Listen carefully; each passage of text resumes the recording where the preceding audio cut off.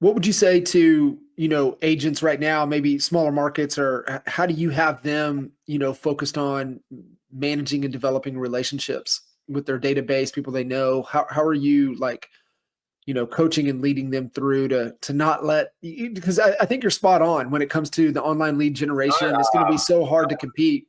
But Yeah, how do you not focus rocket them science. to? You just pick up. You just call your clients. I mean, you call them, have a cadence. Whether you want to do like a different alphabet of the day, you want to like put tasks or anniversary dates or birthdays. Like pick like it's like a lot of stuff we're doing is not that innovative. It's just we do it at a high level. It's the stuff that you don't see on these TV shows. Where our agents are literally just picking up calls. Some my top agents that I just mentioned, our top two per year. When I see them, they're in the office, they're making calls. It's, it's that's all. That's most of their day is literally making calls. What are you seeing, to help with that engagement? I've seen a lot of agents having, making a lot of dials, having fewer and fewer conversations. What are you doing to help the engagement to where people want to answer the phone? Be a be a value add. A lot of times it's pitching your off, like informing them of off market opportunities or checking, hey, that might not be ready for you, but I just want to let you know about this one. Or there's anything substantial in the market change, like rates have dropped 6%. That's sorry, 6 weeks in a row. That might be worth a chat, or just huge trends happening in a certain area.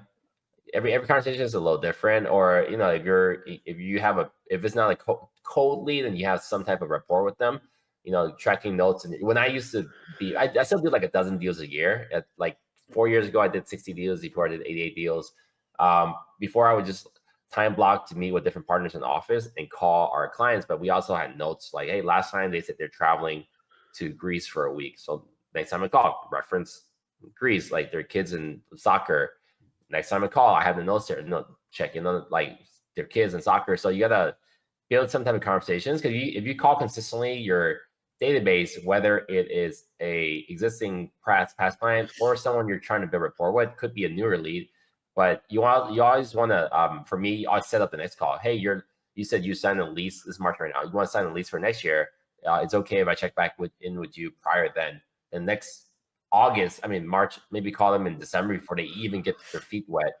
Call them, hey, I know you said you're looking in March, so I want to check in, have plans change.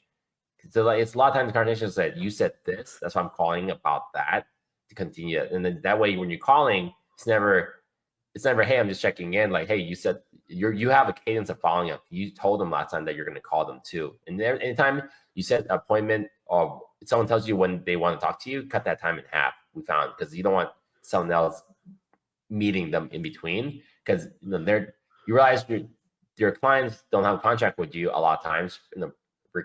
This buy broker thing is different, but these potential clients you have don't have a relationship with you. They don't owe you anything.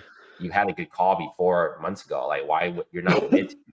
They can go to a house party, a networking event, meet someone new that their cousin introduced them, and then now you've had a conversation. So it's your fault if you don't like constantly, stay top of mind, because it's your job to follow up, not the client's job to remember you.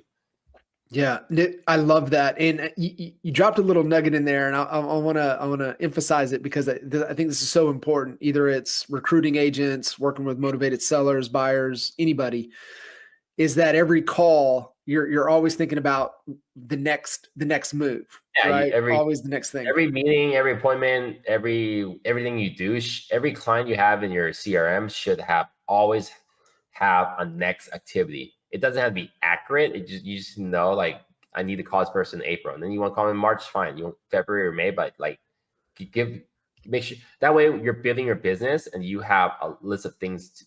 You constantly have list of things that you gave yourself to do in the future.